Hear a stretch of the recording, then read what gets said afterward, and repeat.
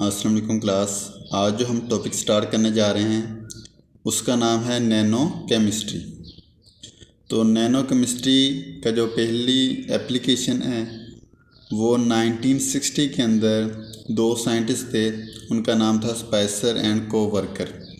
उन्होंने nano particle को as आ drug delivery vehicle के तौर पे इस्तेमाल किया।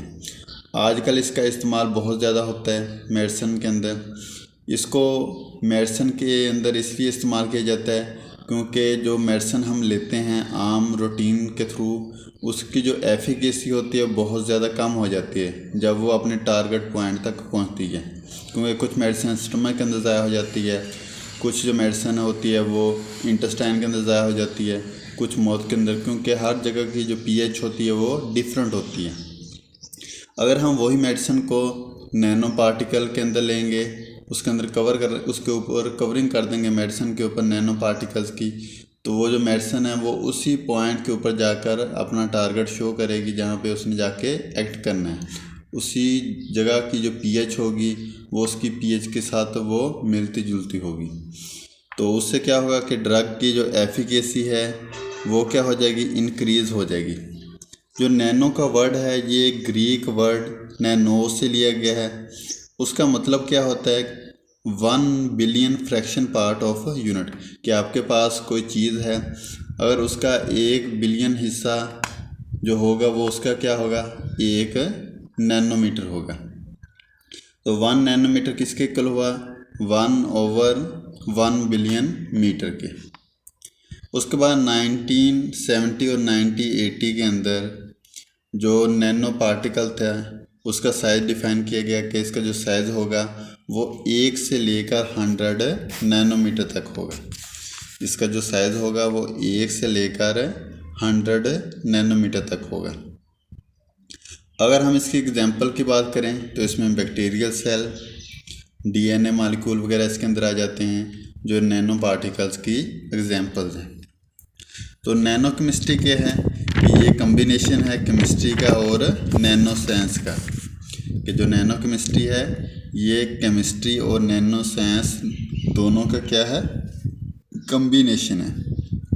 अब अगर हम नैनो केमिस्ट्री की डेफिनेशन की बात करें तो जो नैनो केमिस्ट्री है इसकी डेफिनेशन क्या है कि nano chemistry is associated with synthesis of building blocks which depends upon shape, size, surface and defects properties.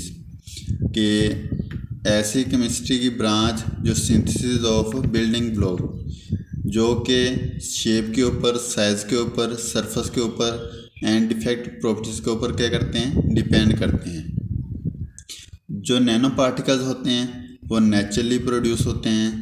कहाँ से वो प्रोड्यूस होते हैं, जियोलॉजिकल का मतलब क्या है, जो ज़मीन वगैरह है, मेट्रोलॉजिकल, उसके अलावा बायोलॉजिकल प्रोसेस वगैरह, इनके थ्रू बहुत सारे जो नैनो पार्टिकल्स हैं वो प्रोड्यूस होते हैं। उसके अलावा जो डस्ट पार्टिकल्स होते हैं हमारे एटमॉस्फेयर के अंदर वो भी नैनो पार्टिकल्स ही हैं। इसी तरह जो नैनो पार्टिकल्स होते हैं उनकी जो physical, chemical, electrical, optical properties होती हैं जो कि दूसरे एलिमेंट से क्या होती हैं, डिफरेंट होती हैं। कि हर एलिमेंट की अपनी क्या होंगी, physical, chemical, electrical, optical properties. इसके अलावा भी उनकी बहुत सारी दूसरी प्रॉपर्टीज़ भी उनके अंदर मौजूद होती हैं।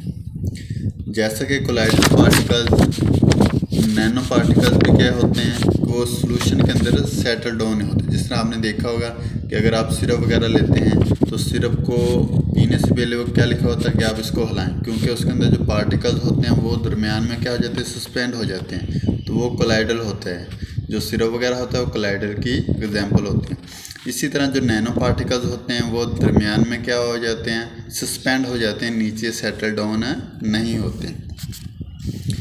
अब आपको पता है कि नैनो पार्टिकल का जो साइज़ होता है वो बहुत ज़्यादा स्मॉल होता है, तो इसलिए हम इनको ऑप्टिकल माइक्रोस्कोप की मदद से नहीं देख सकते। इसके लिए हमें इलेक्ट्रॉन माइक्रोस्कोप की क्या होती है, ज़रूरत होती है, क्योंकि इनका जो साइज़ होता है वो बहुत ज़्यादा कम होता है। उसके अलावा हम जो नैनो पार्टिकल्स होते हैं इनको हम केमिस्ट्री के अंदर, फिज़िक्स के अंदर, बायोलॉजी के अंदर और जियोलॉजी वगैरह के अंदर स्टडी करते हैं।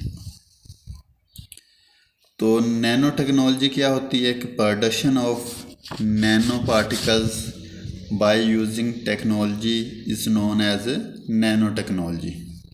अब इसमें जो हम नैनो पार्टिकल्स तैयार करते हैं केमिस्ट्री के अंदर, नैनो केमिस्ट्री के अंदर, उसमें सिलिका, गोल्ड, पॉलीडाइमिथाइल सैलोजेन, कैडमियम, ठीक है, सेलिनाइड, आयरन ऑक्साइड और कार्बन्स वगैरह, ठीक है। इनके जो मटेरियल होते हैं उनको हम नैनो केमिस्ट्री के अंदर तैयार करते हैं और इनके आगे लाइफ के अंदर बहुत ज़्यादा इस्तेमाल आते हैं। उसके अलावा आपने MRI का नाम सुना होगा, उसके अंदर भी नैनो पार्टिकल्स इस्तेमाल होते हैं। अब आपको पता है कि अगर हमने कैंसर वगैरह को डिटेक्ट करना हो, उसके अलावा और जो डिजीज जिसके अंदर ट्यूमर वगैरह की फॉर्मेशन हो जाती है, तो उसके लिए हम पेशेंट का क्या करते हैं, MRI।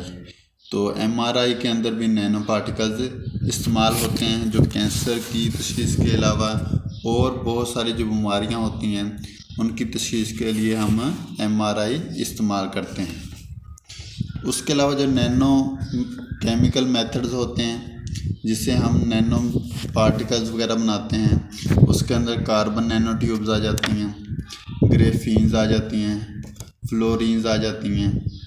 अब आपको पता है जो कार्बन नैनो ट्यूब्स होती हैं, इनको हमने ऊपर भी पढ़ लिया है कि इनको हम as a drug delivery vehicle के तौर पे इस्तेमाल करते हैं। जो ग्रेफीन्स होती हैं इनको हम LED लाइट्स के अंदर इस्तेमाल करते हैं, उसके अलावा ट्रांजिस्टर के अंदर इस्तेमाल करते हैं। इसको ज़्यादातर हम इलेक्ट्रिकल एप्लीकेंस के अंदर इस्तेमाल करते हैं। इसी तरह फ्लोरीन्स, इनको हम मेडिसिन के अंदर इस्तेमाल करते हैं, कॉस्मेटिक के अंदर इस्तेमाल करते हैं।